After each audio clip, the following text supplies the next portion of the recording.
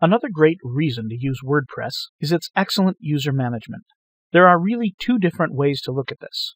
One is from the viewpoint of a site managed by multiple people. Another is from the viewpoint of a site with multiple users logged in. Let me show you what I mean. I have two users right now. I'm going to go to Add New. We're going to go right to the bottom, and I'm going to show you the roles. First role we're going to look at is subscriber.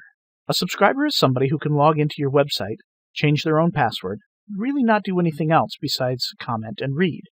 But why would you want to do this? A variety of reasons. One is that it makes it a lot easier for them to comment on your site.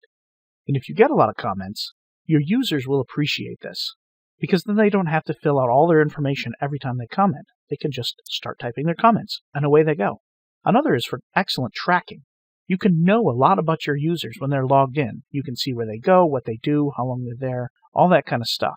If these things are important to you, WordPress makes it very easy to access that information. But let's look at the other four options here. Administrator, I'm not going to talk too much about. This is just somebody who can manage your site. But let's look first at contributor. A contributor can create content but not publish it. This is for somebody that you want to create content for your site, but you don't necessarily trust them to publish it before taking a look at it. Next is author. An author is someone who can publish their own content. These are people who you have vetted and you know they're excellent content creators, and they can create all the content they want on their own. And then lastly is editor. An editor can edit, publish, delete content from any other user, which is exactly what an editor does. An editor reviews content, adjusts it where needed, and then publishes. But what's great about this is that you can have as many of these as you need to. So imagine you're setting up a news department. You might have one or a couple editors, you might have a whole bunch of authors, and you may have an army of interns who are contributors. And they're all creating content, all at the same time. The editors can manage this content, publish it, move it around, rename it, recategorize it, whatever they need to do.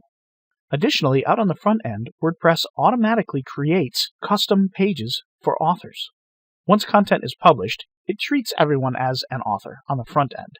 So a contributor will look like an author because their content has been published by the editor. So you end up with profile pages. And you can have images and descriptions and Twitter handles and email, and then a link to all of their content. So if you have a site with multiple contributors, WordPress can make it incredibly easy to allow each of them to do the things they need to do while keeping an excellent division of permissions, so that authors can't mess up each other's work, contributors can't just publish stuff willy-nilly, and editors can do whatever they need to the content on the site. All of this comes right out of the box with WordPress. It just works. So if you're considering a site with multiple contributors, I highly recommend WordPress for this.